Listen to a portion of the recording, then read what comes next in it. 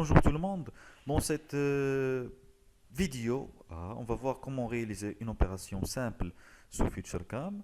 Donc l'opération, c'est une opération d'usinage, une rainure sous forme de U, que vous voyez ici, sur le dessin perspective. Donc ici, j'ai le dessin de définition. Donc pour faire la rainure, en respectant ces dimensions, je dois tout d'abord définir un origine programme, comme vous voyez ici, un origine programme. Et définir les points de passage de l'outil. Les points de passage de l'outil. L'outil sera une fraise de taille avec un diamètre de 4. Le rayon c'est 2, donc le diamètre c'est 4. L'outil va suivre les points 1, 2, 3 et 4 en respectant la profondeur de passe de 2,5. À la fin, on va obtenir cette rainure. On commence la réalisation de notre pièce. Tout d'abord, on ouvre FutureCam.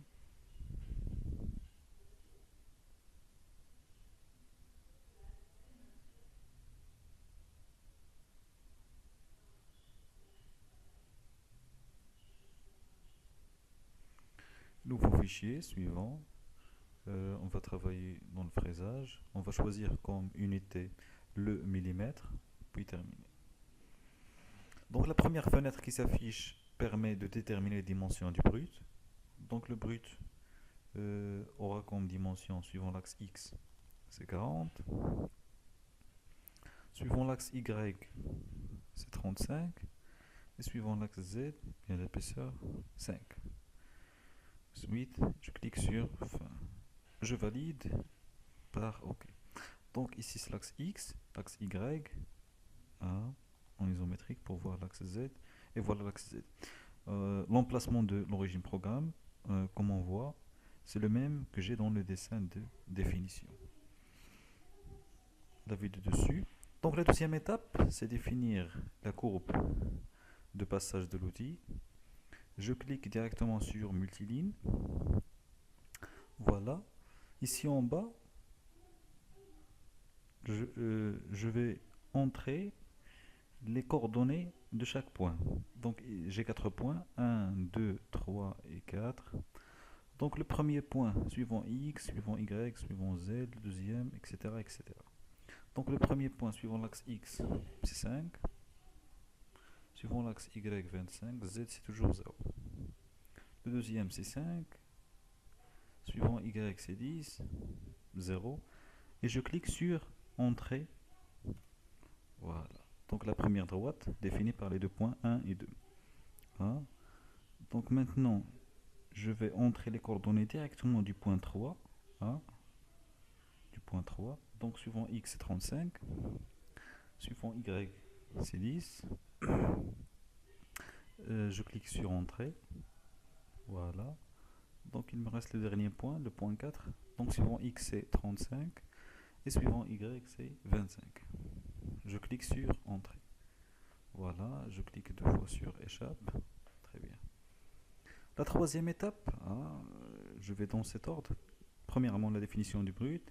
Deuxièmement, la définition de cette courbe, définie par les 4 points 1, 2, 3 et 4. Et la définition de cette courbe. Est-ce que c'est une courbe ouverte ou bien fermée? C'est une courbe ouverte, évidemment. Donc c'est une courbe ouverte. Je clique sur la courbe. Voilà. Je pourrais la nommer ici, rainure par exemple, rainure. Et je clique sur Entrée. Voilà ma courbe. Je vais maintenant sur Future. Donc depuis courbe, je vais cliquer sur rainure. Voilà, suivant. Donc la rainure, elle est déjà validée. Si la rainure n'existe pas, je vais la sélectionner. Donc rainure, OK. Et voilà ma rainure. Donc suivant. Donc décalage de la position par rapport à Z. Donc c'est 0. Suivant. Donc la largeur de cette rainure, c'est 4. La profondeur, c'est 2,5. 2,5. 0,5. Et le rayon inférieur, ce sera 0. Je clique sur un aperçu. Voilà. Très bien. Suivant. Suivant. Suivant. Donc, l'outil FutureCam me donne un outil par défaut. Donc, je vais vérifier seulement son diamètre. Le diamètre ici, c'est 4 mm. Donc, c'est validé. Suivant. Donc, je clique directement sur fin. Les paramètres de coupe sont définis par défaut, donc pas la peine de les modifier. Fin. OK. Donc l'étape 7, j'ai défini la rainure, ma rainure. L'étape 8, parcours d'outils. Ah, j'ai déjà ici la fenêtre qui s'affiche. Donc je clique sur simulation 3D. C'est plus clair. Voilà.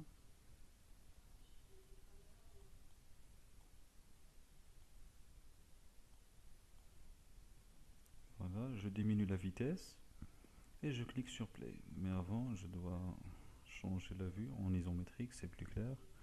Voilà, je clique sur play. Et voilà l'outil qui réalise l'opération de rainurage. Voilà. Donc je vais faire l'usinage dans la machine. Voilà la fraiseuse.